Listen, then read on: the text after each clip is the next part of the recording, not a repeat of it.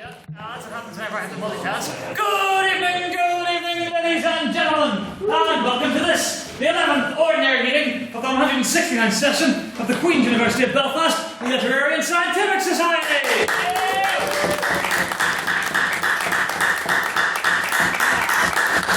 Thank you very much for joining us this evening here in the Senate room on this once again cold and wintry night.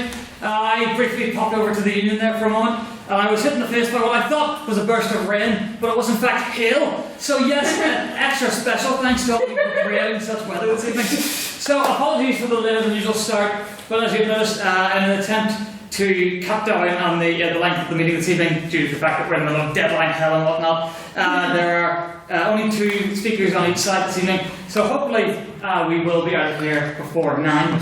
So to kick things off, it's announcements as per usual. I have a few. So first of all, I'd like to thank everyone who attended the internal meeting on, it was Tuesday, right? Yes, thank you very much to everyone who came. It took about 2.5 hours to get through it all, but by the end of it I think we came up with about 15 or so potential motions, which will be whittled down and refined by council, and the definite time card should be going up probably in the 4th week of December. So yes, look forward to that. But again, thank you very much to everyone who attended. It's couldn't do it without you. Also, yes, our Christmas dinner is just a few days away now. We're no longer accepting sign-ups, I'm afraid. The final deposit has been paid, so that's it. If your name is not already on the sign-up form thing, then I'm afraid you have missed your opportunity.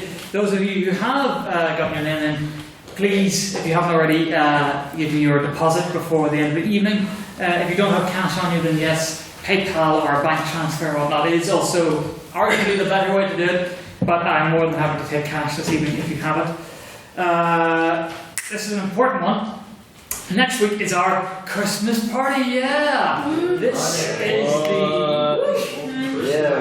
This is the penultimate ordinary meeting, but it's really the last actual ordinary meeting, because next week it's, as I've mentioned before, it's quite unusual. And unlike our usual format, which is one big hour-and-a-half long debate, it will be 3 mini debates. I mentioned last week that the motions are in this order. This house would be dramatic. This house believes the Literific is an old boys club, and this house would rather be naughty than nice. So yes, it's expected that there shall be mince pies and singing and much mirth indeed, and even the revival of a tradition long since thought dead, but that shall be brought back, and that's all I'm saying. No matter, look forward to it. It shall be, let me say, rather raunchy. So yes, I was thinking of how I could be subtle there, but I thought, nah, why bother? So yes, please do come along to that. But most importantly to note is that we did some research, the council and we determined that the Christmas market, whilst it as a whole closes at 10 p.m, the Lavery's tent stays open until 11. So the plan for next week is that rather than adjourning to Woodworkers, as we normally would, we shall be taking an extra special trip down the Christmas market to the Lavery's tent, which we think will be a very nice way to end the year. And if anybody is still around at 11, there are plenty of local bars in the area that we can go to. Also, hopefully Bittles. Bittles is very nice if you haven't been there. The favourite drinking hole of Mr. Chris Spratt, former technology officer. So yes, the thing about that is you need to wrap up, come next week in a jumper. Hello, just while I remember, I need your dinner order. You're the last person to give me a dinner order. So, yes, because I can't be able to do. No, you've been giving me your money, but the actual food that you want.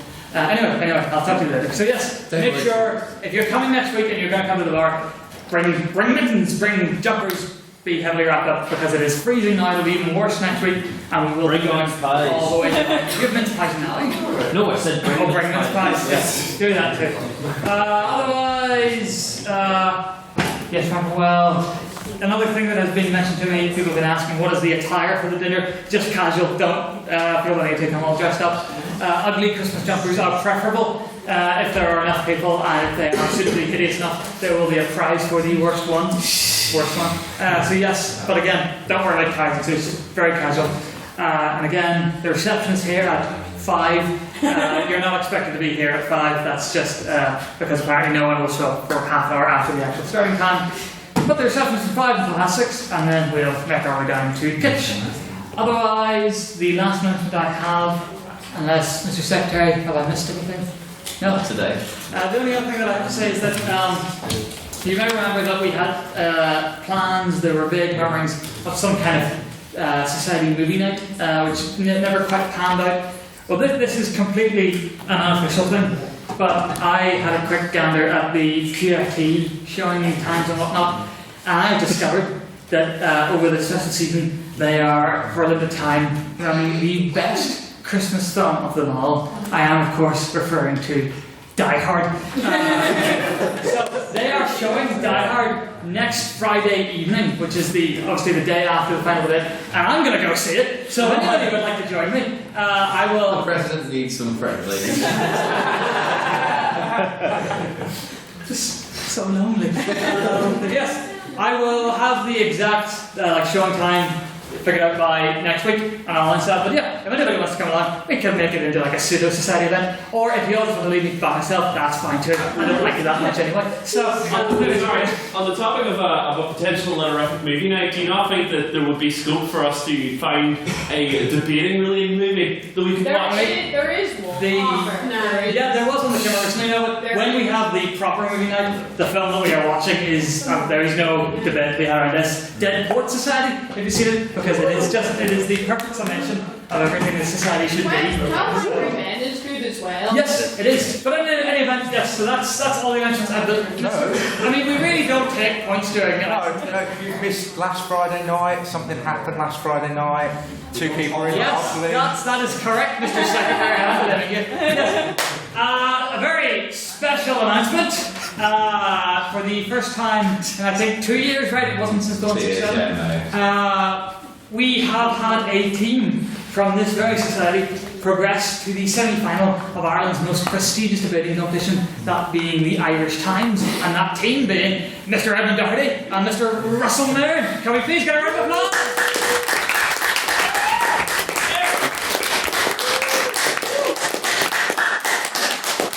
Congratulations indeed. I don't believe this society has won it in recent years. I don't put on the pressure. Queens, that representatives from Queens have won it back in the day, but I think Only one representative from Queens has ever won the Irish Times. Yeah. So to get to the semi-finals is something. Indeed, Very proud. the last person to do it was Mr. Mo Musa as an individual back in 2015, and before that, Mr. Adam Kidd, former president and secretary, back in 2014, I want to say. So yes. Congratulations indeed, job well done. But otherwise, we shall move on to the minutes from the last meeting. That was, this House believes Trump will destroy the planet. That was the 10th coordinated meeting, and they're being read by our delightful Secretary, Mr. Peter Dunn.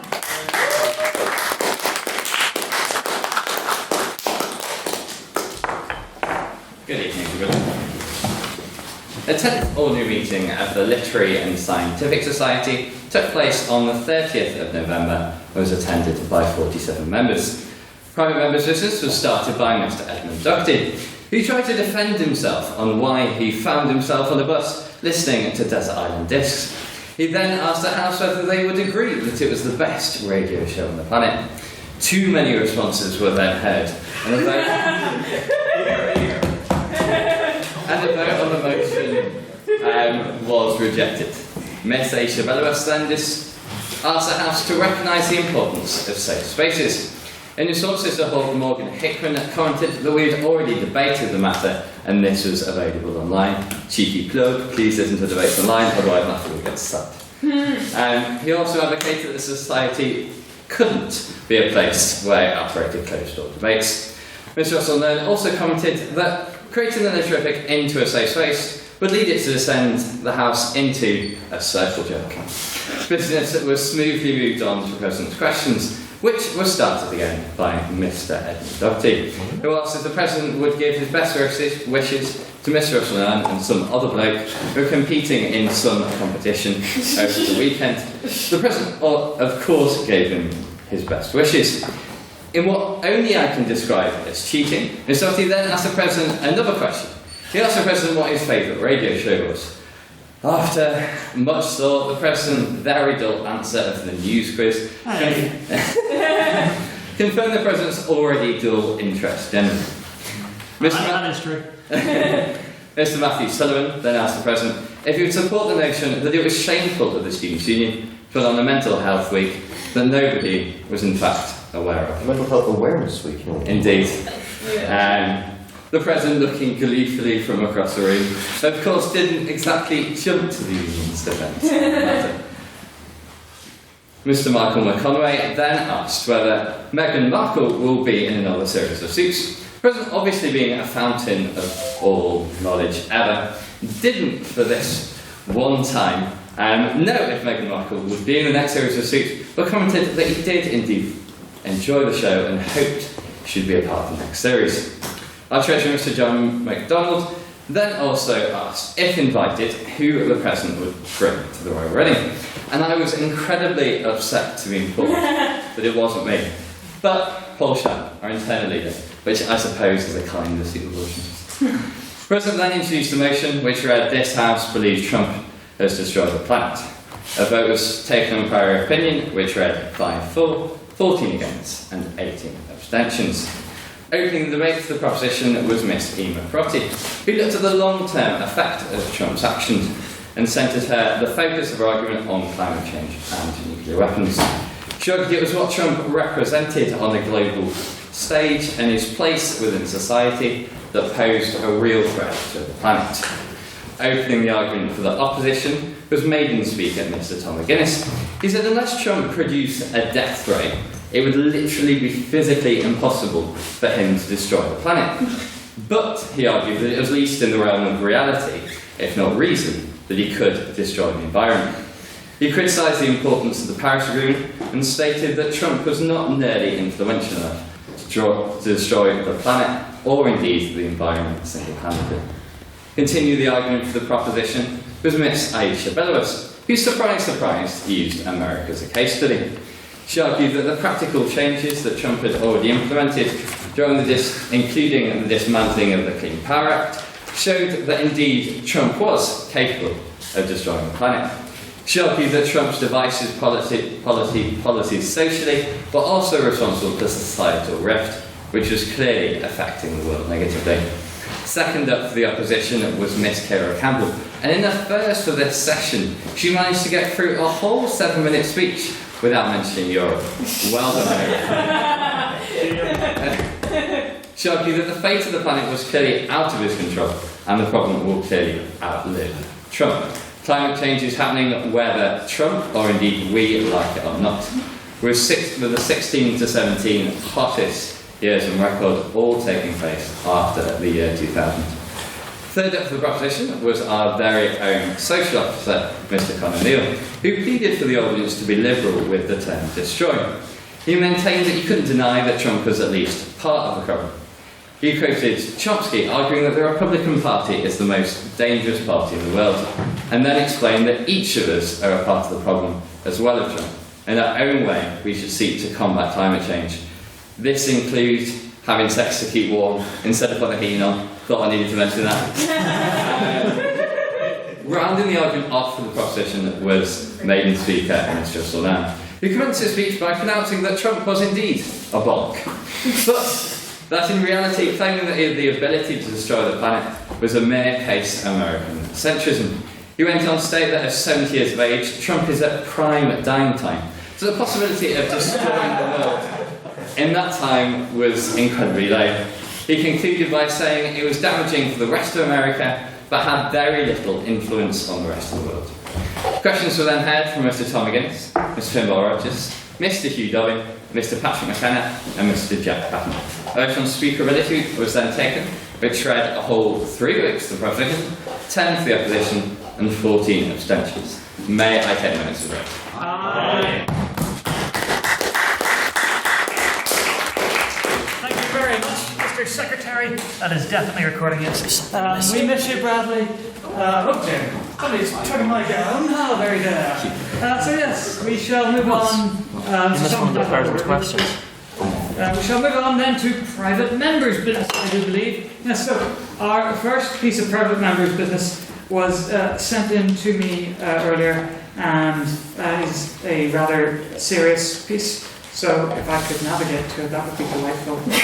How long is this piece of private member's business, Mr. President? It was sent in by our very own outreach officer, so it can be as long as you'd like it to be. Sure, it could be here. So yes. So how best to word this?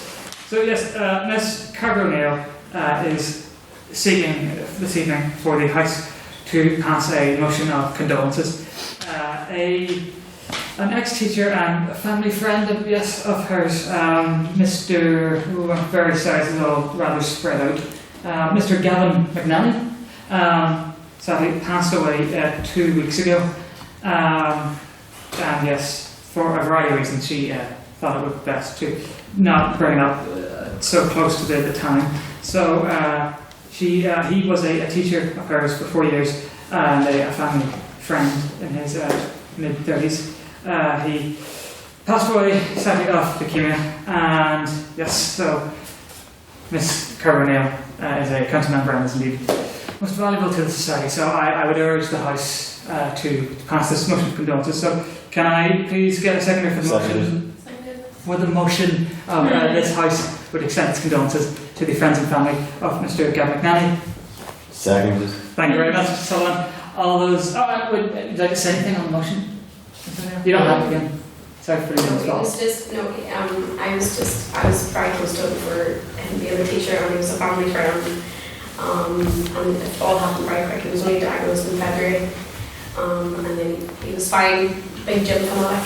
Actually was stayed at the gym and everything for his chemo and his bone marrow transplant, and then got a chest infection and just passed away. But given that he sort of pushed my university education on me, he was quite important to me. So I just thought it would be nice that, given that I'm now in society, that it would be nice to bring him up in it. Indeed. Thank you very much, Ms. O'Neill. So, without further ado, it has been seconded. I shall move it to a vote. Can all those in favour of the motion please raise their hand and say aye? Aye. I suspect to be unanimous. So, all those against, please raise their hand and say nay. All those abstaining, raise your hand and say nay.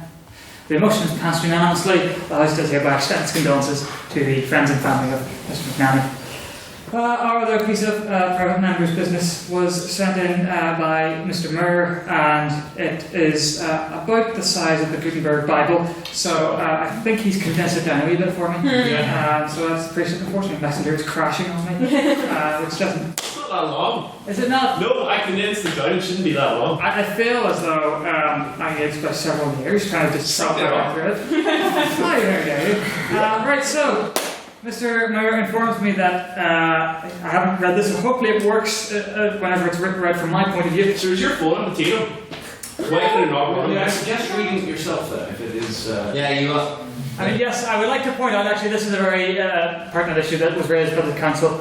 I am, believe it or not, council myself, I'm a fairly polite fellow when it comes to doing this, and so if people send in pieces of private members' business, I do tend to take them first. There's nothing that says I have to do that, and I'm not going to be doing it next semester because people have been using it to jump the queue when they're in attendance at the meeting. But on this occasion, I will read it out. So, Mr. Burr says that he wishes to put before the House a piece of private member's business, a motion supporting that in Ards, Ards and North Down Borough Council. Yes, calling for Christian prayers at the start of council meeting to be replaced by a moment of silent reflection. That motion was brought by Councillor John Barry, a professor at this very university. The motion would have made council meetings inclusive and represented a crucial symbolic gesture to all people of Ards and North Down against religious privilege and for equality before law and secularism. Unfortunately, it was voted down to try and contain the party polemic. Mr. Mayor, I'll be skipping all that, but it was voted down by the DUP, both the committee and the full council, and was not passed. He therefore urges the House to support both John Barry's efforts and to call for prayers in the other Northern Ireland councils which continue the practice to be replaced with an inclusive silent moment of reflection.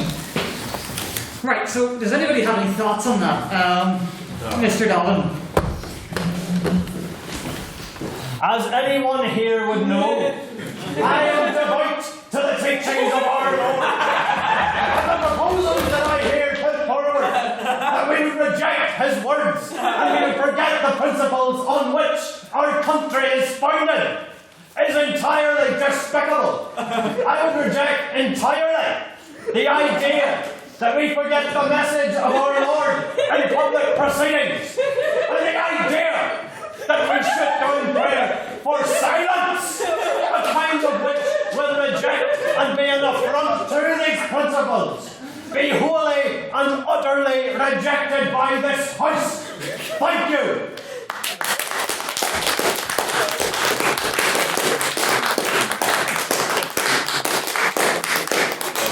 The only response to that I can think of is spirit Paisley, release this man! Release him! Yes, are there any other thoughts on this particular motion whilst I attempt to put the gavel back together? No, none at all. Okay, so then just to remind you that the motion is that this House supports the motion that we're supporting the actual motion that was put forward? Or just supporting the motion and supporting other councils that continue the practice in replacing Christian prayers at the start of council meetings with a moment of silent reflection. Okay, so to summarise then, the motion is this House supports the replacement of Christian prayers with moments of silent reflection at council meetings. In government, let's say. Can all those in can I get a seconder first actually? Seconded. Can all those in favour of the motion please raise their hand and say aye? Aye. Give them up, give them up, give them up. 1, 2, 3, 4, 5, 6, 7, 8, 9, Mr. Secretary. 10, Mr. Secretary. 10. I got 10, sorry, that's one person there. All those against the motion, please raise your hand and say nay. Aye. 3, Mr. Secretary. Yes, is that 4, Mr. Secretary? And all those who wish to abstain, please raise your hand and say meh. Oh, 1, 2, 3, 4, 5, 6, 7, 8, 9, 10, 11, 12, 13, 14, 15, 16, Mr. Secretary. Therefore, the House abstains. Terribly sorry, Mr. Mayor. I'm terribly sorry indeed. Are there any other items of private members' business? I'd like to point out that the news has been quite good this week, so there are many things that we could be discussing. Ms. Dixon? I have it. This is a question about extrajudicial killing. So in a week when our Defence Secretary said we will hunt down and kill all ISIS fighters instead of bringing them to trial in the UK, my question is Britain still a liberal democracy or should we stop being hypocrites now? Thank you, Ms. Dixon. Would anybody like to speak on that particular motion? Mr. Doherty? I'd like to say the British government, Britain has never had a liberal democracy. Simply, the British cabinet can get away with whatever it wants to do in reality, especially on issues of foreign policy. I can only say 2 words to all of this: Iraq War. Indeed. Thank you very much, Mr. Doherty. Would anybody else like to comment on the matter before the House? Anyone? Yes, good sir. I would just say, sort of on the liberal democracy point, liberal democracy itself seems largely subjective. When we look at liberal democracy and the idea of democratisation, isn't that fundamentally the idea of imposing democracy in countries that don't naturally have a democracy anyway? Thank you very much, sir. Anyone else? Going once? Going twice? Gone! Ms. Dixon, was there a motion there? Do you want to pass or do you just want a discussion? Okay, thank you very much. Are there any other bits of private members' business? Mrs. Twill? Well, basically, I don't. Does anyone here know of the story of Brock Turner? Yes. Well, right. This week it was revealed that him and his lawyer is trying to get an appeal for him. And the reason for this, I think, is just ludicrous. I suggest that you inform the members of the House who don't know who Brock Turner is what he did. Oh yeah, pretty much. It was all over the place. He was proven guilty in court and only sentenced to 6 months when there was a maximum of 14 for raping an unconscious woman. And that's basically the story behind it. And it was all over the place. And the reason that his lawyer wants to get a repeal for him is the fact that apparently he did not do this behind a dumpster. So basically, he literally argued that this has connotations with sleaziness. He wanted to hide what he was doing, when in fact it happened somewhere else, and this affected the outcome of the trial. Now, what are your opinions on this? Indeed, it is a terrible situation indeed. Are there any thoughts on that, or anybody who'd like to say anything? Yes, Mr. Clark. I feel like it's been about nearly 6 months since that happened. Yeah, What's the point? Yeah. How long is it? Yeah, He's like a Clark rock. he got out at 3 months for good behaviour as well. Alright. Indeed. Anybody else have any thoughts on that, or let's to rephrase it a wee bit. Overly lenient sentences for crimes, perhaps, Mr. Murray? I think rapists should be held fully to account, and we shouldn't be making incredible stretches to make excuses for them. Thank you very much, Mr. Murray. Ms. Carberry-O'Neill? I think we should start by calling him a rapist. Rob Turner is a rapist, not a sentence for rape. Rob Turner raped someone. Rob Turner is a rapist. Here. Just another bit of information, which I'm willing to let you go. Oh, yes, you forgot about his father either in a statement or wrote a letter in his defence that said that basically his life has been ruined, he's been devastated, he's a shell of his former self, he was an athlete or something as well. Yeah, and his entire life and his promising future has been ruined because of 12 minutes of action. Yeah, he pretty much said his life shouldn't be ruined because of 12 minutes of action or something along those lines, which is, in my opinion, despicable. Yes. Ms. Dixon? I would make the point that however emotive the case is, I think judicial process must always be respected. Yeah. Because it's only an objective court for law which can make this decision. Thank you, Ms. Dixon. Anyone else? Yes. It's slightly worse. The basis of the appeal, as I understand it, was that you said it was somewhere else. It wasn't somewhere else. It was they used dumpster. It was actually a 3-sided trash container. Yeah, that's it. That's it, exactly. Beyond ridiculous. Any final, Mr. Doherty?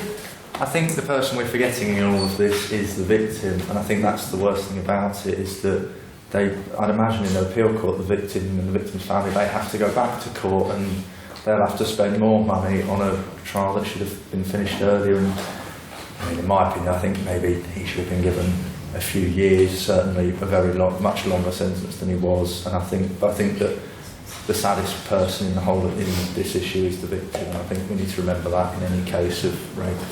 Indeed, thank you, Mr. Doherty. Unless there's anyone else, I'll conclude that piece. Are there any final bits? I mean, I'd like to point out that this is the week in which Trump recognised Jerusalem as the capital of Israel.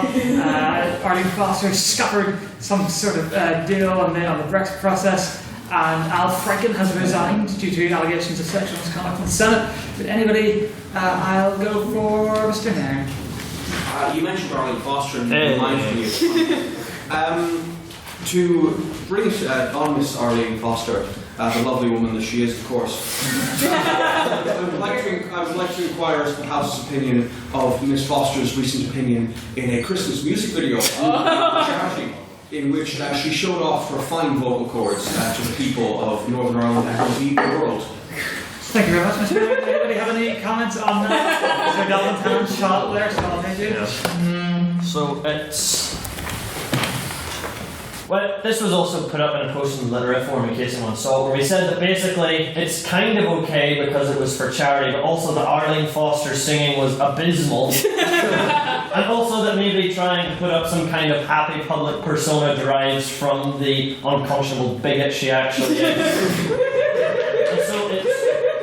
To the world was mentioned there, and something that I find entirely sad about the situation is that it's the intransigence of the DUP and Arlene Foster and their role in this that means that this is actually probably the last time in history that the UK, Europe, or the wider world is actually going to care about Northern Ireland. And the only reason for that is because the largest party here is absolutely despicable. And once they are no longer of relevance to the international community, Northern Ireland will once again be forgotten and left to fester in its own inefficiency. Thank you very much, Mr. Allen. I'd like to point out that the fact that Northern Ireland will be forgotten by the world and be festering it. Wow, he's looking sharp, Mr. Cargill. right? And will be festering in its own efficiency. Will only be the case in both instances until the Literific comes to power and changes it all. Easiest round of applause in the world. So, Mr. McDonald, we're talking about the Carol video, in which Miss Foster appeared. Would you like to make the observation that you made after watching that video? Remember what happened at the very end? Oh shit, I remember. I presume you said, "Oh shoot," there. Yes. if I remind you that there was a kiss at the end of the video. Is that Yes. I noticed very early that is Ireland supported now supporting gay marriage? Is that going to be a red line issue in the negotiation for the Sinn Féin, sorry? Indeed, at the end of that video, if you recall, there was in fact a man kissing another man on the cheek in a video which Arlene Foster was in. Now, scandalous, clearly this can only mean that the DP have reversed their policy. I'm fully in support of gay marriage, here, and all that. So yes, anyway, who else had their hand up earlier? Anyone know? No? Are we all? Mr. Doherty again? In relation to that point, I think they should show that by donating all of the money they earn from this single, all 50 pence of it, to Stonewall. Right, unless there are any other very pertinent points of pertinent business. No, excellent. We shall move on to President's questions. Are there any President's questions for this evening? Wow, Mr. Sullivan, you look like you've got a bone to pick with me, so fire away. I have actually 2 questions for you. You can't do that. Yes, you can. First question is, of course, if you could be any famous philosopher, which famous philosopher would you be? That's clearly Nietzsche because of his amazing moustache. Fair enough, good response. Secondly, I'm not sure if anybody else saw this, but I certainly did. And I think you thought no one noticed. What the hell have you done to Mjolnir, Hammer of the Thunder Gods, there, the words of German going to have to say the whole thing? What the hell have you done, sir? Absolutely nothing, as you can see. It's showing Mjolnir, Hammer of the Thunder Gods. You can try to fix what you've done, but you can never run from the eyes of God. Or from God, King! You interrupted me during the second process of reciting the name of Mjolnir, Hammer of the Thunder God Thor, and Bane of the Sea Serpent Jormungandr. How very dare you, good sir. Mr. Murphy is spinning in his grave, which is not a thing that he's in just yet, but soon I'm sure. Yes, I briefly unscrewed the top bit from the bottom bit, and it's fine again. Shameless eye. Indeed, it's clearly the most scandalous thing I've done thus far in office. Are there any other Mr. Murphy? Right, hang on. This needs a minute to prepare, right? Alright, Mr. President, what did you have for... What did you have for this morning? What on earth was that? No, don't answer. I had... Same as I always had. Chili, cranberry juice, etc. Thank you. Damn it! I've been conned into making you win bingo. Mr. Clark. Mr. President. Yes, Mr. Clark. Mr. Ryan Nile is a fucking DUP Nazi! And also, I like your Christ like eat your Christians. Okay, a couple of things there. First of all, in order, you pronounced his name wrong. Second of all, you swore, so that's a fine. Third of all, if that was a blatant and bullfish attempt to score like 3 scores in the bingo, then that's another fine. Also, I won the bingo. It was a room. Whoa. I won the bingo first, many weeks ago. Twice. The new bingo. Clearly, the only solution is to never have bingo again. No more fun for anyone, and I will not be calling on you for any more points this evening, Mr. Clark. That's the ultimate fine. Are there any actual serious final bits of questions? What did you call Niall? Mr. Niall, would you like to respond? Mr. Neil, would you like to respond? Never mind, bro, you're gonna have yourself a row. I'll see you behind the video. Unless anybody else would like to beat Mr. Doherty to it, final PQ, going once, going twice. Mr. Doherty, the final person's question this evening is yours. This is actually about food as well. What are you having in the Christmas dinner? I have the menu up. I'm having 1B, 2B, 3C, so that is, for starters, I'm having the crispy, aromatic, comfy duck leg with Asian greens made with lamb sauce. For the main, this is my best Master Chef one. For the main, I'm having stuffed free-range turkey crown, chestnut and sage stuffing, honey and tan chocolates. For dessert, it's raspberry and chocolate mousse. So there you go. I believe that's probably the most popular combination from seeing the orders. How come my phone's got loads of pornography on it now? What I could have possibly done in those 10 seconds? In any event, we shall now move on to the debate for this evening. It should only really be about half an hour long, so that's pleasant. And then we should actually have time for questions. So please do try and think of some questions this evening, because we will have plenty of time for them. I believe we'll also be retiring to woodworkers, so look forward to that. And also, just while I remember, don't forget you will need your membership cards to vote, and if you don't have a member number on it yet, come speak to me at the end and I'll get you that. So, vote on prior opinion. So the motion for this evening is this House Please, free will does not exist. This is also, I should point out, a special joint event with the QV Philosophy Society. Can I get a wave from Ms. Silvery? Hello, President of the QV Philosophy Society over there. Mispronounce my name, does that count, sir? What? Oh, mispronounce my name, does that count? Did I? An exclamation of monster, I'm so sorry. I must admit, I did not review this bingo card. It's not appearing, Mr. Nairn, as though this is just an excuse for everybody to call out my multiple failings. That's very appreciated. In any event, could all those who'd like to vote in favour of the motion that this House believes free will does not exist, please raise your hand and say aye. Aye. 1, 2, 3, 4, 5, 6, 7, 8, 9, 10, 11, 12, Mr. Secretary. All those who'd like to vote against the motion, please raise your hand and say nay. Nay. 1, 2, 3, 4, 5, 6, 7, Mr. Secretary. 6, I think. 6. Somebody put that at the end. And all those who would like to abstain on the motion, please raise your hand and say nay. Nay. That's 1, 2, 3, 4, 5, 6, 7, 8. 8, Mr. Secretary? Yeah. Wonderful. So the prop have that. Yeah. The prop won that vote for our opinion. And so now, to open the case for this evening, on behalf of the proposition, it's Mr. Matthew Sullivan.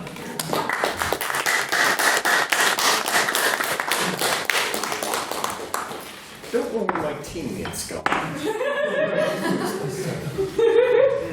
Anyway, There he is. free will is the ability to make a decision, the result of which is not solely dependent on external factors. For example, a computer clearly doesn't have free will. For any operation the computer can perform, it will always give you the exact same result for the exact same input. 2 plus 2 will always equal 4. 4 minus 1 will always equal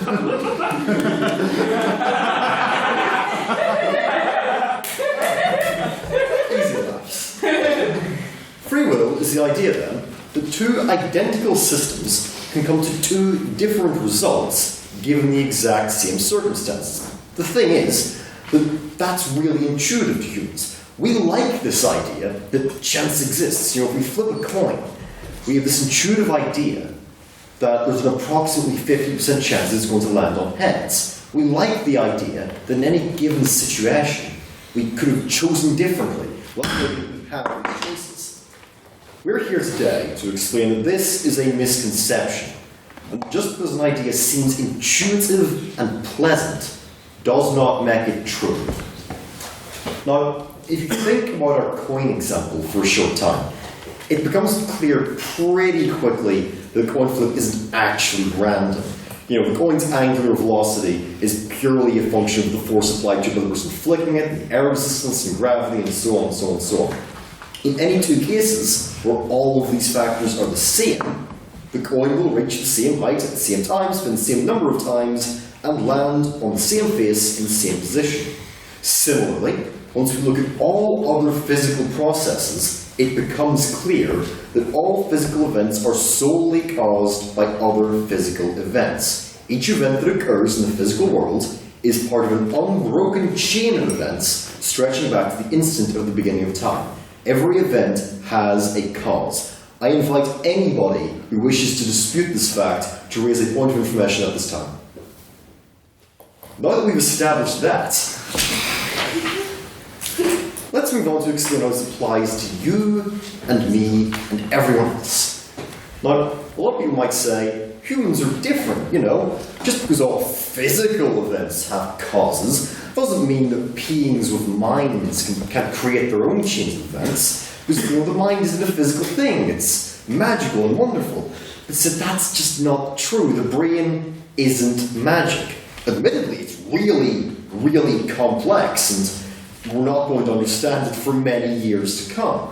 But that isn't to say that it's not a purely physical thing, just because we don't perfectly understand how all of these processes work. Like, if you cut part of the brain, you change its structure, and you cause permanent changes in the mind within. Even applying pressure to parts of the brain can cause changes to the way that certain neurons fire, which changes the way that that mind works. You know, you can get a brain tumor, which will then affect the way all of your decisions are made. There's a number of cases of this. Finally then, the last point we actually need before we can complete this argument is that external events can influence the state of somebody's mind by influencing their brain. Just as a computer takes two signals representing numbers, then passes it through a series of transistors and returns a signal representing the sum of those numbers, a flash of light causes signals to pass from the optic nerve into your brain, which is then passed about through various neurons, and then that eventually gets returned as the impulse to twitch your eyelid or something. So, that means that our argument can be summed up very neatly and concisely. We've established already that all events are caused by some number of prior physical events. Second, we have established that the brain is a physical object, the structure of which is determined by physical factors. You know, the development of a fetus in the womb isn't influenced by any magic. You know, its brain will always develop the same given the same circumstances. So the brain, being a physical object, is subject to these same rules. The brain structure is an event which is caused by other events. Then, decisions taken by a being with a mind are purely the result of the state of that being's mind. Now, since we, I think, can all agree there's no ethereal magical force which creates decisions from the ether and plants them in the minds of men, if we can agree that that isn't the case, then we must agree that decisions taken by a being with a mind are purely the result of the state of that being's mind. Which brings us to number 4. The state of a being's mind is purely a function of the physical structure of that being's brain and some number of external events influencing it, such as, say, a flash of light or some numbers. Which, if we bring all of those 4 points together, leads us to the conclusion that all decisions are solely the result of external factors, which, by our definition, means that therefore free will does not and cannot exist. Thank you.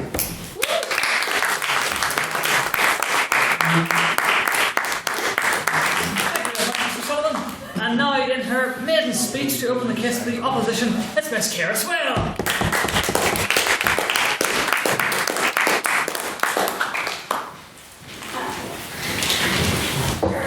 Boo! It's my main speech, give me a break.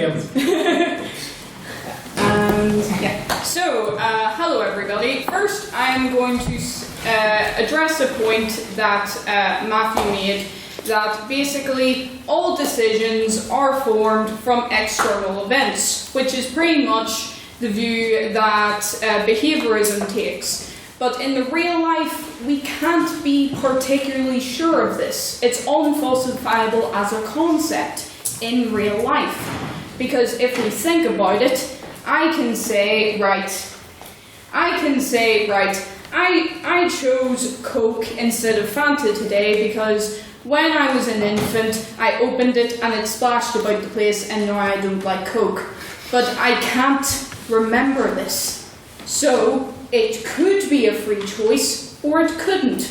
So you can't necessarily say this is definitely not free will because you cannot prove that. And now I'm going to move on to the points I'm going to make. Now, people have been saying that free will doesn't exist because various studies have proved it. One main study is a study where they got a person to basically decide whether to click a left or right button and to note the time when they have actually made a choice. Now, they have said that this proves that free will doesn't exist because the electrical firing in the brain went before the actual decision, or when they became consciously aware of this. But there are many problems with this theory. For example, the first thing wrong with it is that the difference between the subconscious and the actual conscious. A decision could have been made in the unconscious with this free will, then moves to the conscious. On that point, go for it.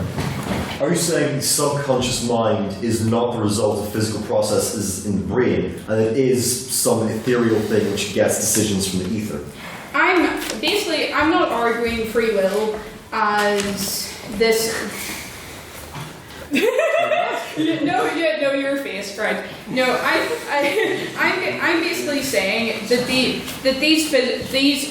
we are limited, but there is a choice. That's basically what I'm saying here. And there's also a second concept in this, where the time difference can be actually explained from the time it naturally takes from your neurons in your brain to go internally, I've made a decision, to outward motion, which explains this minute difference. Now, may I ask, opening opposition, to clarify your position on this? Are you saying that there is no such thing necessarily as free will, you just don't know what it is? Because what we're basically putting forward is a hard determination argument. I'm basically putting forward this the idea of free will, that we are I'm actually going to address this for my speech when I talk about another concept to explain free will. And it's basically, the next thing I'm going to talk about is this idea of freedom quotients, which basically is an evolutionary concept. Now, basically what this means is that all humans have a degree of free will, and this is measured. Some humans don't have a lot of free will because their options are limited, but some do. Thank you. May I ask you to define what you mean by free will and how you've measured it? I basically say that free will is, with determinism, it's basically a concept that all choices come from somewhere in the past. So this means that we can accurately predict the future of some decisions. There's always a cause. I'm basically saying that with free will, you are limited by certain things, and as Matthew said, I'm not arguing as some material force that can do magical things. I'm merely saying that we as human beings have a choice, that it's not just predetermined in advance. On that point. No, not exactly. No. And now I'm actually going to talk about the implications of free will and believing it actually does exist. Because here's the thing, there's actually a study done on beings with internal and external locus of control. Basically what this means is people with high external locus of control basically say, basically take the determinist standpoint. I didn't do well in my test because the questions were bad and that's out of my control. Then there are the people who are the internals who basically go, I flunked that test because I didn't study hard enough. And they actually find that internals who believe that they actually have a choice in how their lives are going to be actually are far less likely to get to become depressed, etc. So I would propose the House to vote on this notion that free will does exist. Thank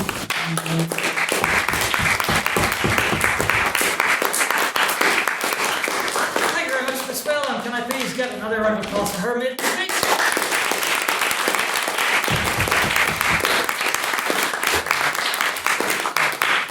Now, to conclude the case for the proposition, it's Mr. External Convener Emeritus, Mr. Ryan Neal.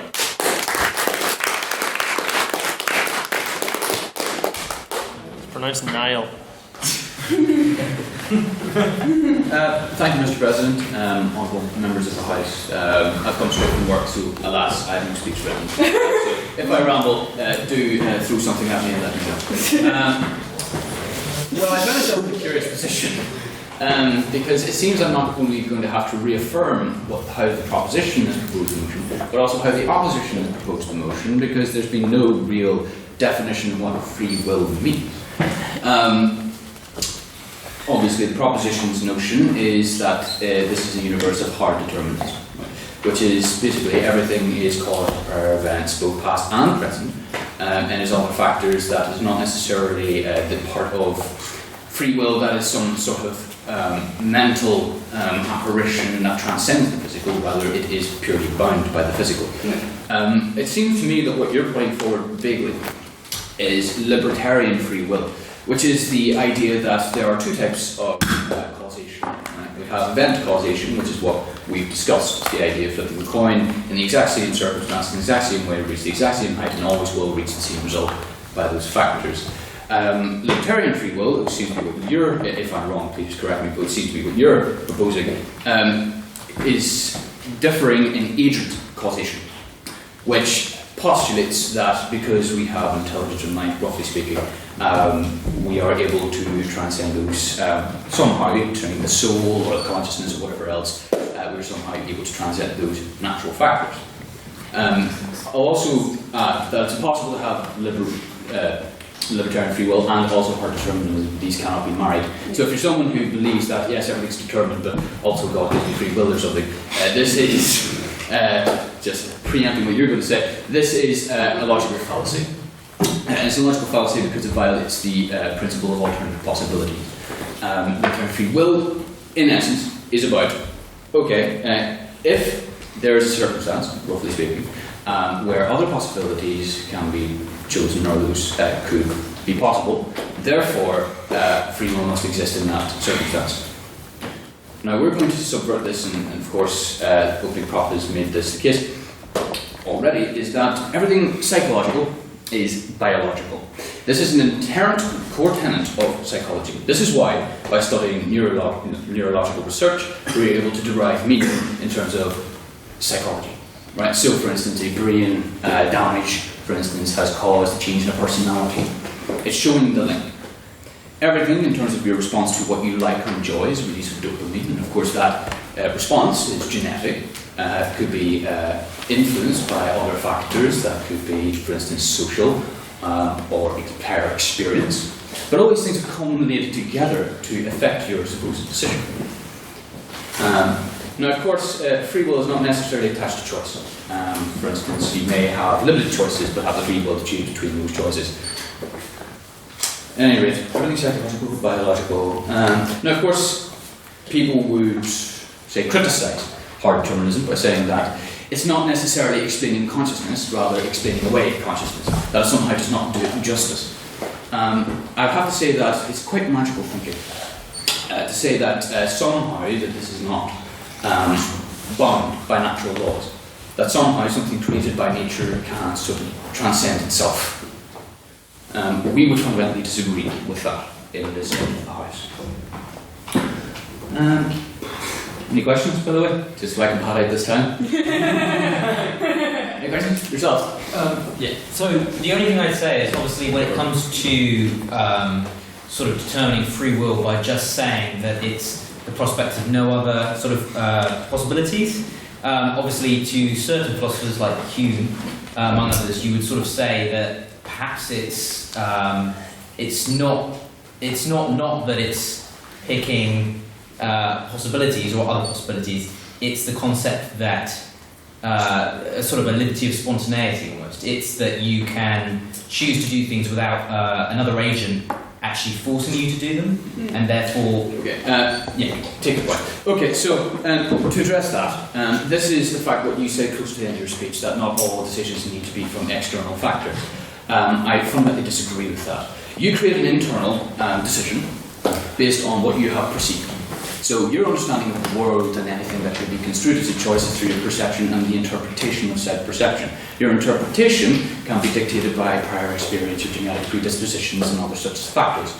So if we're going to say that, well, it's not an external thing, I disagree, because every instance where you can understand something has been experienced or maybe construed from prior experience. It has happened, it is a cause. It is a result of things that have prior happened or are happening in the moment. You're experiencing it because you perceive it and are interpreting that perception to create an understanding. If that makes any sense at all. Any other questions? No? Well then, this is dry. Well look, I mean, I end this in... On that point. Absolutely, Gerald. Thank you. I just want to ask, I'm not sure if we've delved into this this notion of free will as non-interference quite enough, because there is this kind of concept that it's possible of freedom, which just simply means that you could have chosen differently if you were different, independent of how you came to be who you are. So it doesn't mean that you are self-created, but rather that there's nothing limiting you, given that you are who you are. If that makes sense, you could choose to do differently if you were different. It doesn't mean that you're self-created, though. So it's not to say that you're self-created, that's not the point I'm making. What I'm saying is that you're a combination of many factors, both internal and external, but of course mainly external. How can I put this in a different way? It's like saying that a ripple has agency. Now, of course, I'm making this incredibly simplistic, and it is reductionism. It's saying that can be put down to one thing. This is reductionism. However, there's nothing, at least scientifically speaking, that says that one cannot be reduced to a single factor or a single point at any point in time. Look, I'll end this in a positive note, because this gets very nihilistic very quickly. So just to lift the spirits a little bit into something of substance. Just because, say, a storybook, for instance, right, has predetermined, every page has predetermined plot twist or maybe an interaction between characters and maybe a predetermined end.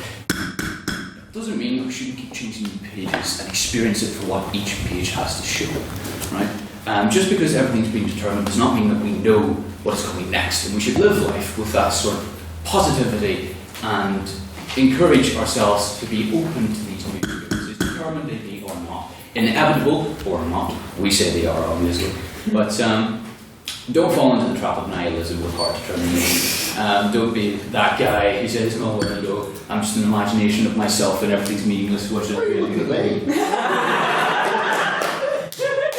For a good reason. Yes, indeed, as a trap up with saying this, you know, it doesn't mean that every single plot twist or is less enchanting, because it doesn't mean the ending itself is less, the payoff because it's determined. So I would say take heart, but everything is determined nonetheless. Thank you very much.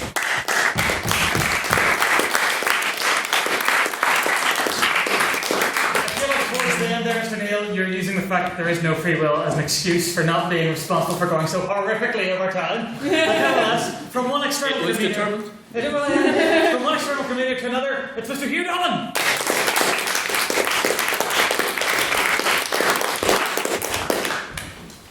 Two plus two is 4.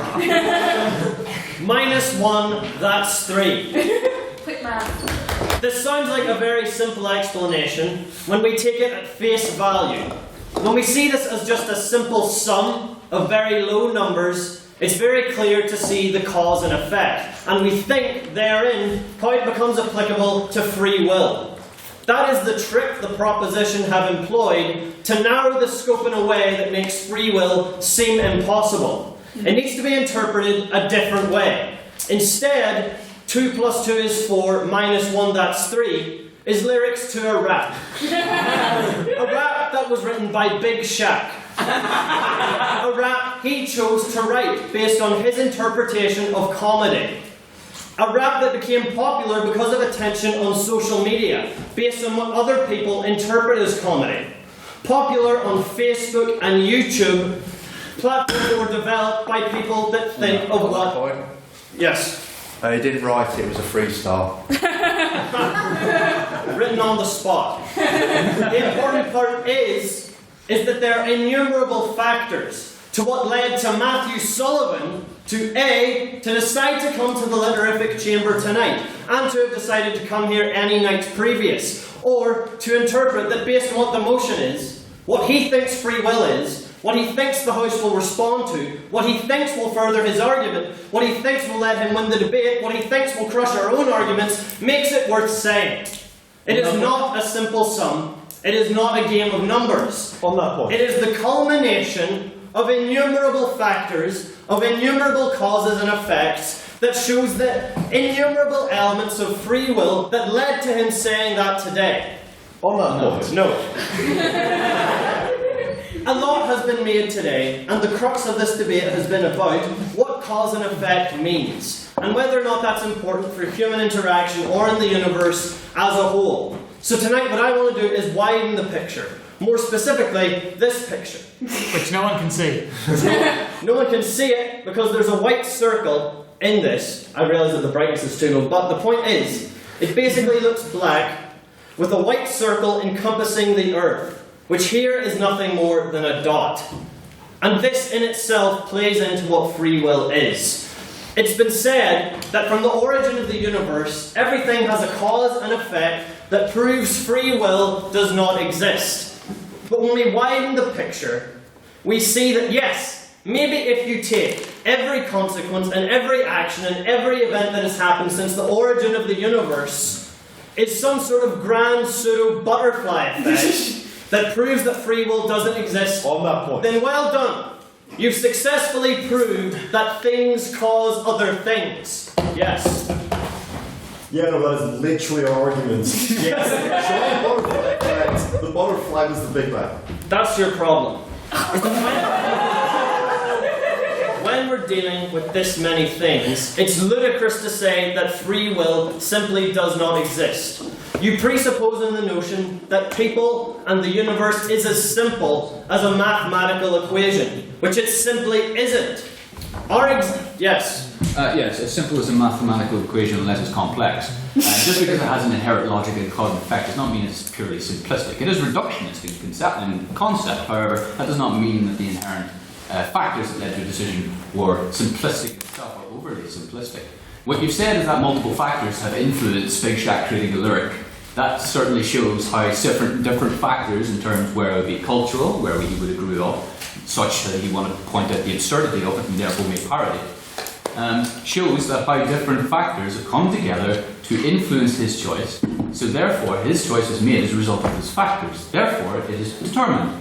No. Free will, as it was tried to be, as Kira addressed it in her first speech, is that free will essentially is choice. And when we're dealing with a world where so many things have led to what happens, the cosmic insignificance and the randomness which leads us to be here and to even be discussing this, it's not logical to say that simply none of that is done by free will. We have to accept that yes, there is no ethereal magic to what free will is. Everything that happens because of our brain. On that point. No.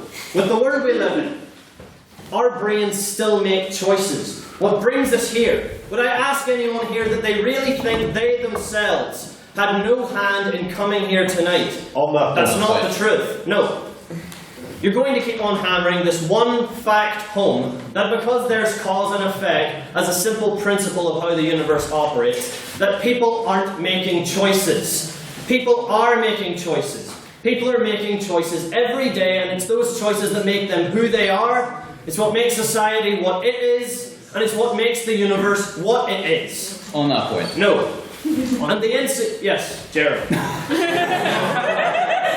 I still think that both sides of the house are operating on slightly different definitions of free will. And it'd be interesting to hear your clarification for your side's definition. Clarification is that free will means choice.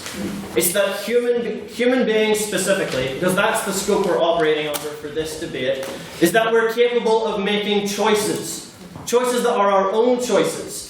Everything has an influence, because that's what we live in. Unless we were to exist in a vacuous void outside the brinks of the universe, there's no way to avoid other things causing what we do, but it's still our own choices. It's our own minds which lead us to what we say. It's our own minds which lead us to study our courses, to go to our universities, to wake up, to sleep through our alarms, to do whatever.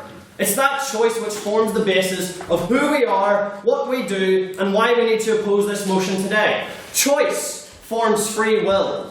It is choice which forms our society, and it is choice which forms us as people. It is the choice to harm. It is the choice to hate. It is the choice to hide. It is the choice to explore. It is the choice to run. It is the choice to wait. It is the choice to love. It is the choice to hate.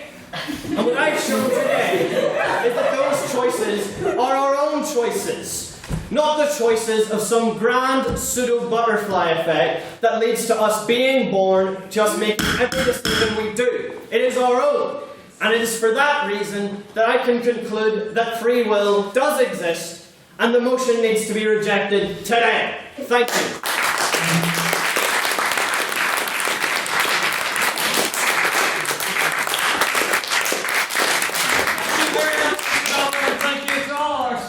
I must say that this evening we heard, in my opinion, one of the greatest speeches for the existence of determinism.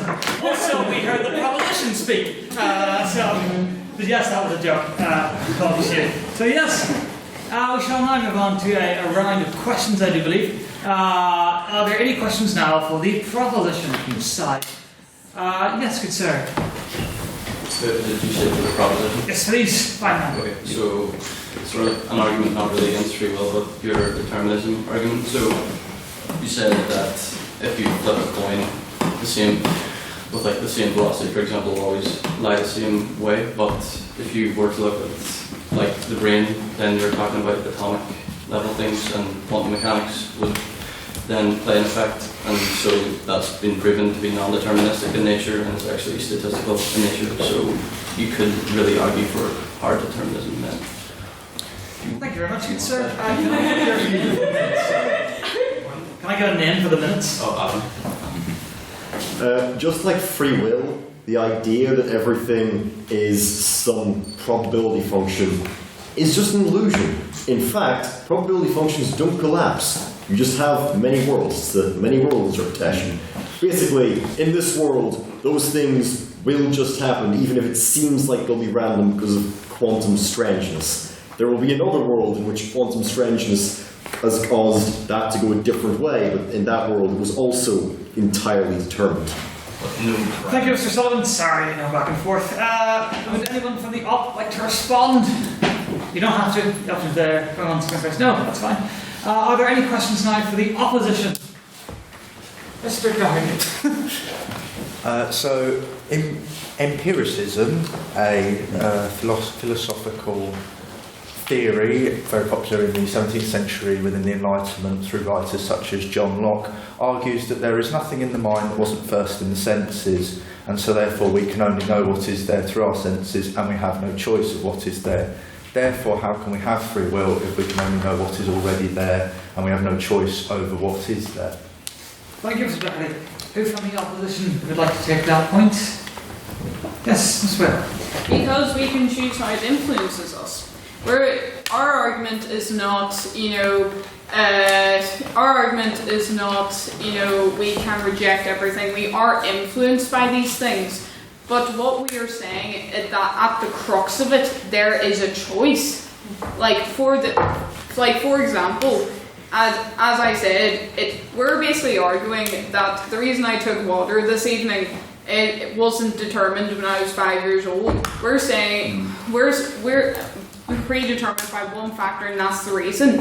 We are saying that they do have an influence, but at the end of the day, you have a choice. So that's what we're arguing here. We're arguing that fair enough, we have senses and there's a limit, but we do have a choice. Thank you as well. Respond, Mr. Neil. I'll take that. Yes. Okay. A few things. First of all, Your idea of determinism being that a single point in time in the future was dictated by a single point in time in the past is flawed. It's a culmination, it's an aggregate over time that led to that choice. It's not quite that. Also, I really must disagree with your interpretation of free will being choice. You may have many choices, however, the choice that you make in itself has been predetermined. It's not about the choices available that determines free will.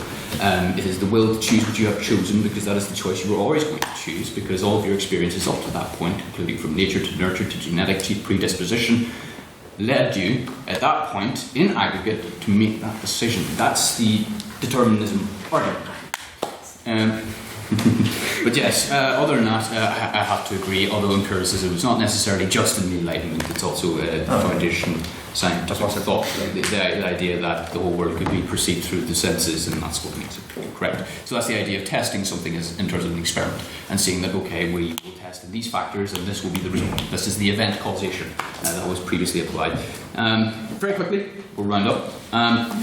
Also, the idea that somehow the mind is not bound by these natural forces of which are observable to us all, I believe to be fallacious and magical thinking. To say that somehow the imagination transcends nature, that somehow nature could create something naturally that transcends itself, that is not nature, doesn't strike me as credible.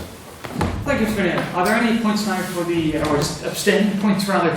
These can be points that are directed to both sides equally, or just a little speech on the motion if you like. Was that hand go down there? If no one else has anything to say. Yes, well, Mrs. Salisbury, like to take that? I feel like the prop hasn't probably engaged with the idea that Speaker O'Connor brought up about quantum mechanics and randomness. You keep bringing up this thing of like magical thinking. Well, you mentioned yourself how psychology is superseded by biology and so the chemistry and physics, and so physics has a huge scope for randomness that's been recognised since the majority of the way, like in the 60s. I'm not a physicist, but since then. And I think you fail to take that idea seriously by keep talking about magical thinking and not respecting like physics, chemistry, biology, psychology has space for that randomness. Thank you very much. Can I ask the prop to respond first? Who'd like to take that? Mr. Sullivan? I feel I might have given the wrong impression there. No, I do actually respect the idea that the chance can exist in the universe because quantum mechanics, as it turns out, works off chance. But it's just the idea that the speaker over there mentioned is that because the brain works on such a tiny, minuscule scale of electrical signals and such, that quantum mechanics comes into play, and so therefore chance comes into play, and therefore we have free will. That's actually a pretty good argument for free will. Except if you then accept that quantum mechanics isn't actually based off of chance. Yes, there's what's known as a probability function, you know, an electron. See, I also don't know much about quantum physics, so I'm going to try and explain this from a position of like almost no knowledge. But basically, you know, if a thing can go two ways, before that thing goes two ways, it exists in both states, and then once observed, a probability function collapses, and then it happens. But, yeah, what he's reminding me of, because I'm rambling now, is that even then, whatever happens was still the result of that random chance. So, you know, sure you can say that, oh, I have free will because an electron in my brain might move one different way. You didn't control that, that just happened because of the mathematical laws of the universe. That's not a thing that you did. That's not a choice that you made. That is just a thing that happened that caused your neurons to fire in a certain way, which caused you to take a decision. It wasn't your choice, the universe did it for you. Thank you, Mr. Sullivan. Would anybody from the op care to respond? Mr. Dunn? I reject totally the ideas that Mr. Sullivan just put forward and the question that was posed. Simply because, as is said, that our brains cause these things to happen. That doesn't mean we aren't allowed to own our own actions or our own reactions. We have to accept that up to a certain point that whenever we do things or we say things, that's our own decision. And we have to decide up to a certain point that we can't just say, because this is what we were born as, then this is predetermined.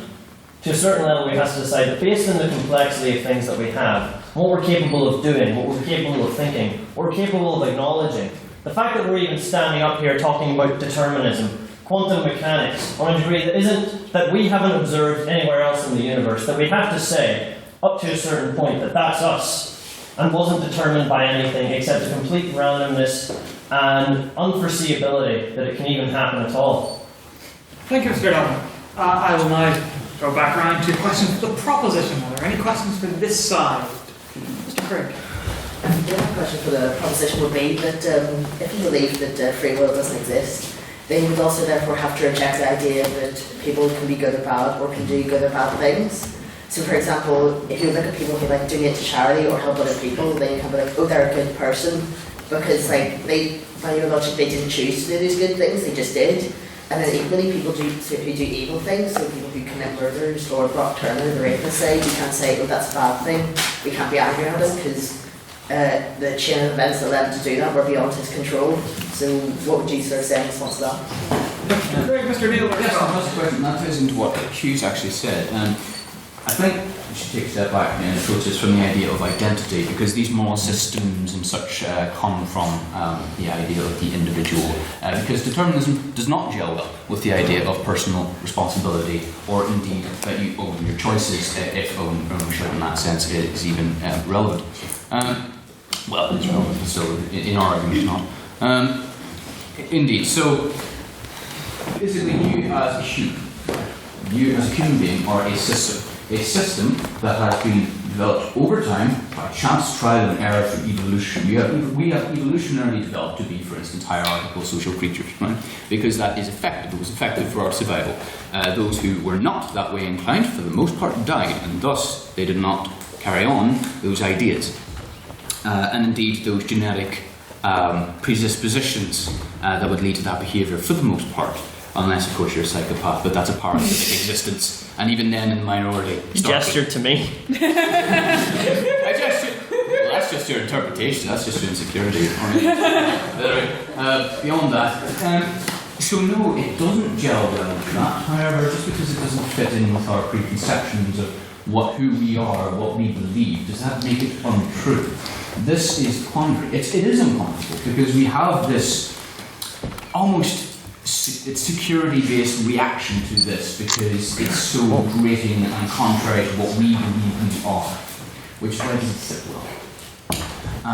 But once again, feelings are irrelevant when it comes to the matters of truth. And the fact of the matter is that all events seem to be observable as a result of each other, and even in the elements of probability, for instance, where there is in fact chance, that does not mean that chance had will, which of course is the determining factor. See, this is what happens when we get into metaphysics. It just becomes word spaghetti and semantics. But yes, I would have to say that you as a human system have developed through trial and error and evolution to hold certain parts and aspects, such as empathy, for instance, as important for the sake of cooperation, for survival. And these are things we developed because they worked, not necessarily because they are true. Thank you, Mr. Neil. I'd like to point out that surely a psychopath would point out that you just towards him hit nearly disposed you later to make sure that you weren't on him. So, no, please don't respond, please. Let's keep moving. The pub's for. Will you all like respond, Mr. Donovan, the alleged psychopath with his leather gloves? I chose to put my gloves on, calculate the probability of what caused that. Why don't So, I'm going to begin my response with a quote from the 2012 movie, The Amazing Spider-Man. That in fiction there is only one story. Who am I? In Matthew Sullivan's speech, he compared why we don't have free will to why machines don't. The difference being that an equation or a machine is designed with a purpose. What separates our free will from that of what a machine is designed is that we don't have that purpose. It's something that we try and decide for our own, that we choose, and that we work on our entire lives. It's that endeavour, that unique endeavour to us, which gives us that choice. It's not the idea that we are simply a system. We are a person. And that means something more than being a system. Because what happens to us? We react to that in our own individual ways, with our own experiences. There is a cause and effect, but it's what we choose to do based on it. And our choice in that is our own, because we're discovering ourselves, not discovering what we were built to do. Thank you, Mr. Dolan. I'll now take questions for the opposition. Are there any questions for the Mr. Patton? I'm going to have to read this on my phone because it's memorised. How all this happens, how far a man is free, and how far a creature of circumstance, how far free will comes into play, and where fate enters the scene, all this is mystery and will remain mystery. I think it was your second speaker argued that because our choices are a product of innumerable factors, then free will must exist because we interpret those factors. But surely, if it is a product of those factors, then those factors have affected the choice, and therefore you do not have free will because it is affected by those factors. Thank you, Mr. Patton. Just before you respond, is everybody okay with the temperature in here? Yeah. No. It's a bit warm, Well, he just phoned this one. The opt to respond. Who would like to take that question? Mr. Dolan. Okay. Oh my god. What's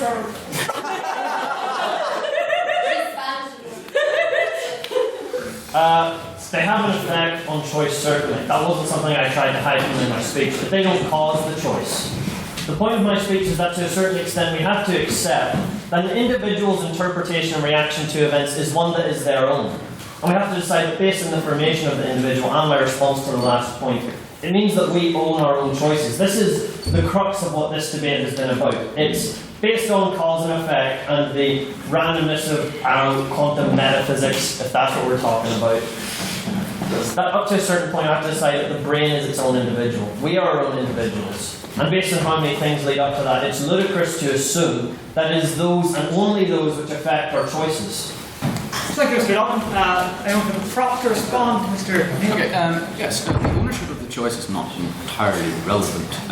You still made the choice. The choice may have been determined, but it's still yours to make. You think, therefore, you are, and you may as well be, but that doesn't necessarily mean that you have free will. Free will is not a necessary factor for existence, or indeed individuality. You still exist as an individual system, and indeed a relatively unique expression of your genetic code and predisposed experiences. You are still unique in yourself, but you're still determined. You are a determined uniqueness that is the result of everything that has happened before. So that's not the crux of the debate. That is a complete straw man and misdirection. The crux of this debate is whether or not free will exists. And if it does, what form does it take? At least as far as you're concerned. As far as we're concerned, we see no real evidence of free will, because everything, as we have perceived and observed as part of the scientific method, which is underlined by event causation, everything seems to indicate that event causation also seems to be the case in the mind. Agent causation seems to be just something built on subjective emotion, feeling, what we culturally and indeed as a species seem to think is reality, rather than what is as close as we can get to an objective reality.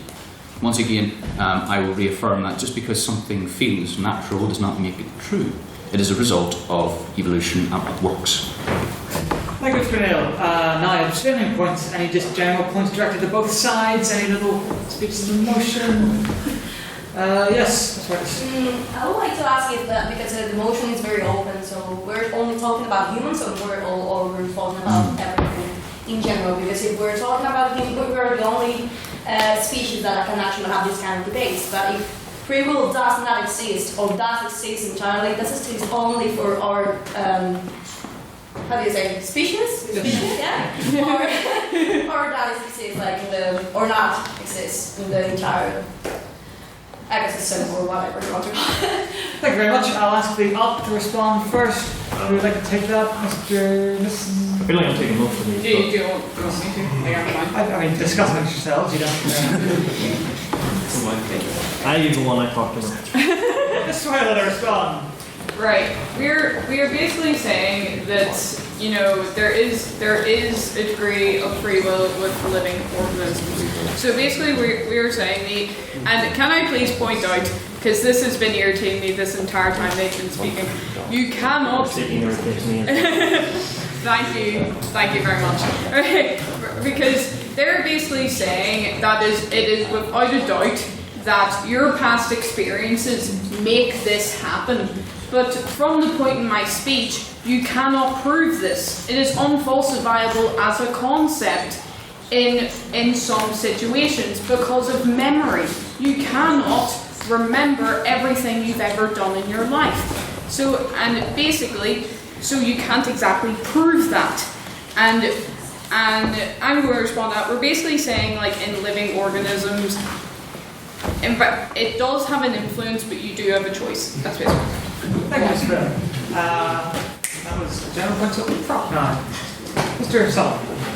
So, I think that's a really good point, because it's quite useful for our side of the house, I think. Because the proposition does talk a lot about how humans have this intrinsic property in them that allows them to make choices, intelligence or consciousness. But, well, let's say humans have free will. Do apes have free will? What is so meaningfully different about a really intelligent ape that means they don't have free will? And if they do, what about something a little less smart, like, say, a monkey? And if a monkey has free will, why not a dog? And if a dog, then, a mouse, and a mouse. And eventually we keep going through this chain until we get to, an amoeba, which, eventually the brain shrinks down and down and down. It's just because they have a brain. What if that brain is made up of, 3 neurons? There's things that have tiny, tiny brains that are basically just made up of a couple of nerves. So eventually, you have to reach the point where you have to say, oh, well, this one's different because it has 1 more neuron, so it gets free will now, I guess. That's not a reasonable thing to say. The other way to take this is that, yes, sure, every animal doesn't have free will, clearly. An ant doesn't have free will, it just makes choices according to needs that it has. And it has evolved to take those choices because its ancestors, well, the things that aren't its ancestors died because they didn't meet those needs, because they weren't programmed that way and they didn't make the right choices. So eventually you go up and up and up and you get, eventually to us. We have all this intelligence and consciousness, not because some mystical force granted it to us, but because it's a really useful thing to achieve our needs. It's not that we make choices, it's that we are programmed to take certain stimuli and have a certain response to that stimuli in order to meet certain needs. We are an input-output machine, just like computers. Thank you, Mr. Sullivan. I will take one more round of questions, but don't feel the need just to put your hand there because you see nobody else doing it. If there are no more questions, that's perfectly fine. So, one final question for the prop. I will take you, good sir. If everything that we do is determined, can this be measured? Can that mean that in the future, could we, for example, have a sum that measured what we would do and could we predict human behaviour? Thanks, sir. Can I just get a surname for the next? Sure. George. He's gone, but nevertheless. Prop. I'll give you. Mr. Sullivan. Yes. There's a concept in philosophy known as Laplace's demon. The idea being you could have this being which has perfect knowledge of everything that is currently happening and everything that has happened. It doesn't have any knowledge of the future except that what it can predict from all previous events.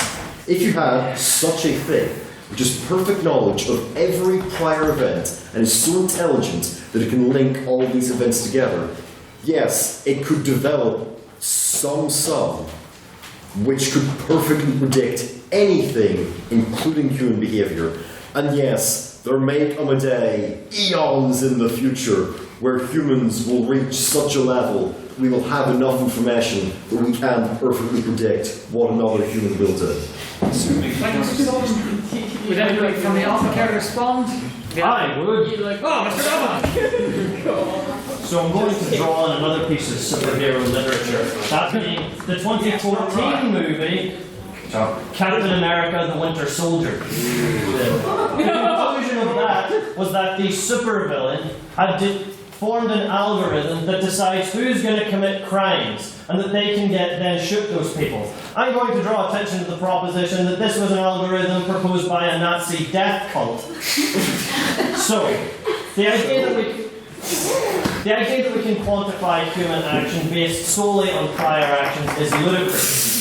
We have to accept to a certain degree, as has been the point of my speech, that people's choices are their own. And we can't calculate how someone is going to react to things specifically as a person, as an individual, based on causes and effects up until that point.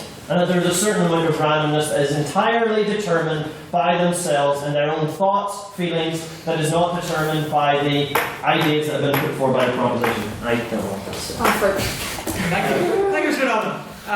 Is there a final question for the opposition? I'll take you, good sir.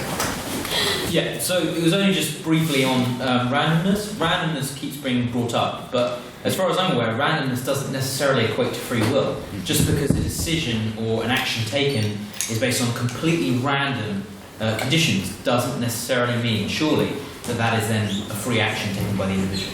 Thanks, sir. Up to respond first. Okay. Mr. Donovan. The point where I bring up randomness, and it was the point in the beginning of my speech where I talked about Big Shack for a wee bit, was that there are so many and innumerable contributing factors to what people do and what people think that we can't say that that is the cause to it. We are reacting and interpreting so many different things that that is not the cause of what we do. And it's ludicrous to say that we could try and calculate that because we can't. And to a certain degree, we can see, even based on evidence, what people have been capable of doing, regardless of their upbringing or mental state, the decisions and the choices people are capable of making, that the self is a concept we need to be aware of, and that is not one that we can decide as being fully predetermined. Thank you, Mr. Donovan. Prop, would you like to respond? You don't have to, but... Looks like Mr. Sullivan wants Mr. Neil to respond. Pretty much, yeah. I assumed you'd want to. No, it's fine. You pretty much got it on the head. Yeah. So basically, you're saying that because we cannot make these predictions, and indeed we can't, because we're not omniscient beings that know all in the present, know all in the past. That we can't do that currently, and indeed it would be foolish. At least in terms of what you presented in terms of the Winter Soldier episodes. Yeah, we don't have nearly enough information in terms of machine learning for an algorithm or some computational solution to be able to predict crime, at least not currently. However, that does not in any way disprove the concept. Basically, you're saying that because it's so complex and so beyond our means, that it is beyond any means, and indeed completely impossible within theory. That's simply not the case. Assuming, of course, as Jeremy said in his mad little hackle, assuming determinism is true, which is kind of our D, that's kind of what we're here for. But yes, I would have to disagree with what you said there. Other than that, it just seems to come down to it's too complex, therefore it must be free will. I think that's nonsense. There are many complex things that lead up to any event. That doesn't necessarily mean that that event was free will, probability or no. Thank you, Mr. Neil.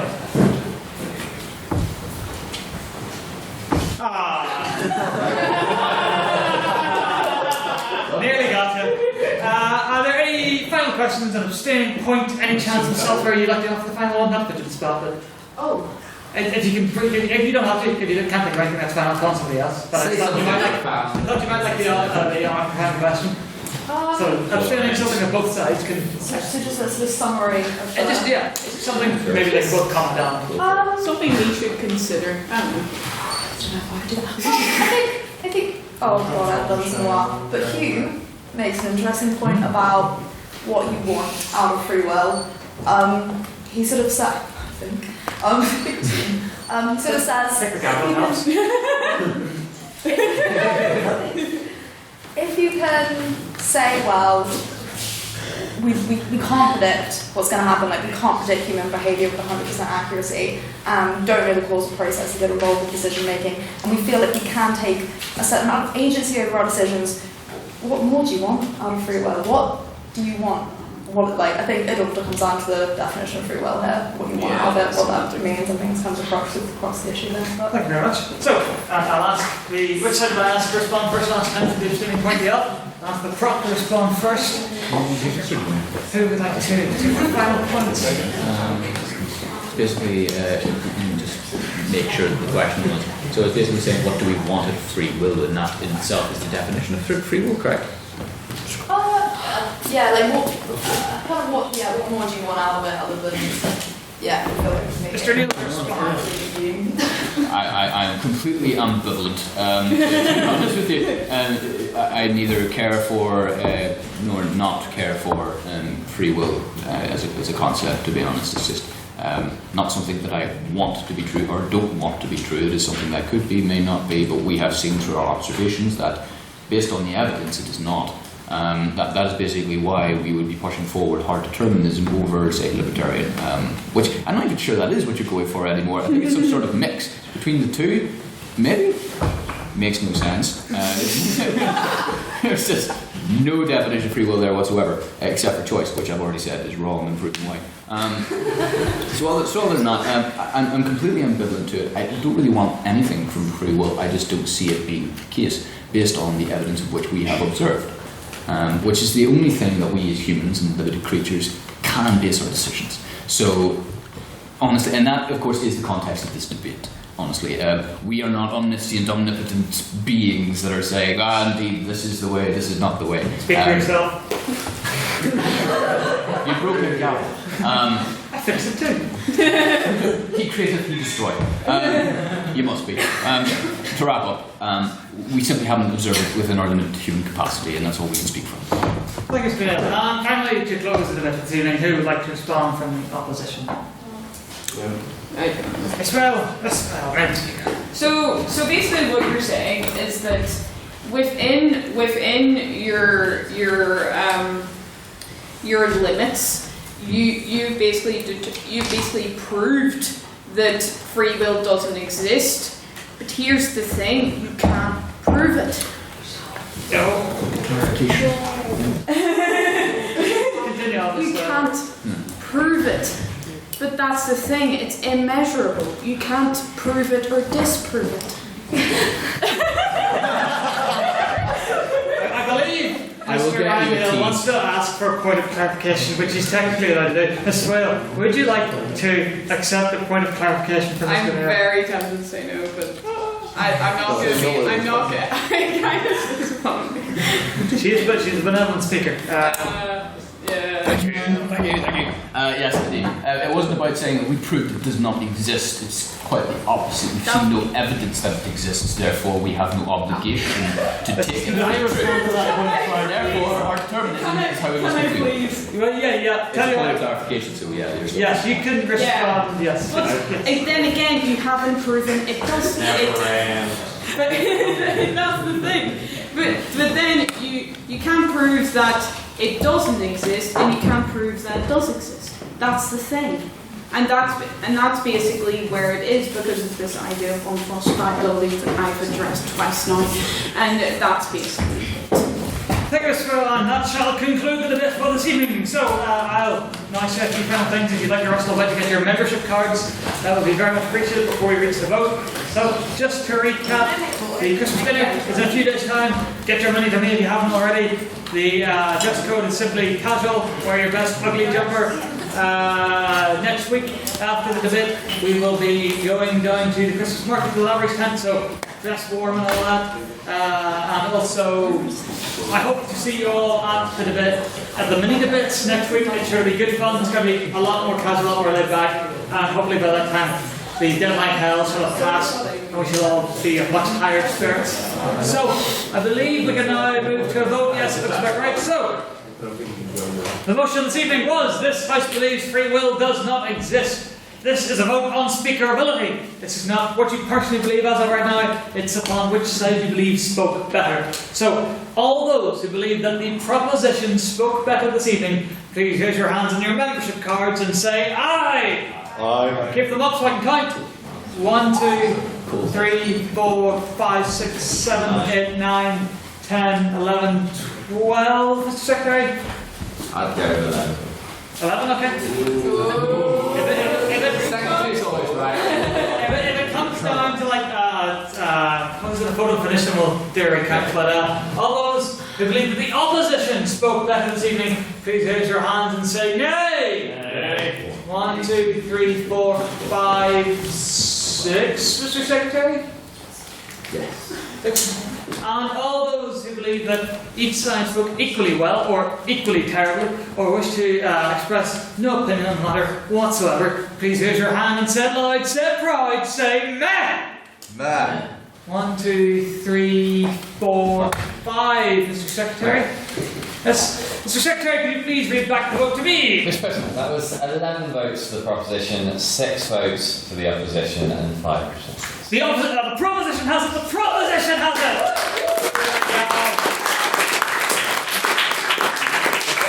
Congratulations, the time is now 10 minutes. Before we adjourn, no. In the spirit of big Shaq references, I move that you should take off his jacket. I get that reference, yes. I agree with it. Remove your jacket, Mr. Calvin. Man is not hot. Indeed. Is he doing it? No, is he leaving? What are you doing? You taking your jacket off? The time is 9:10, and you hereby declare this meeting adjourned.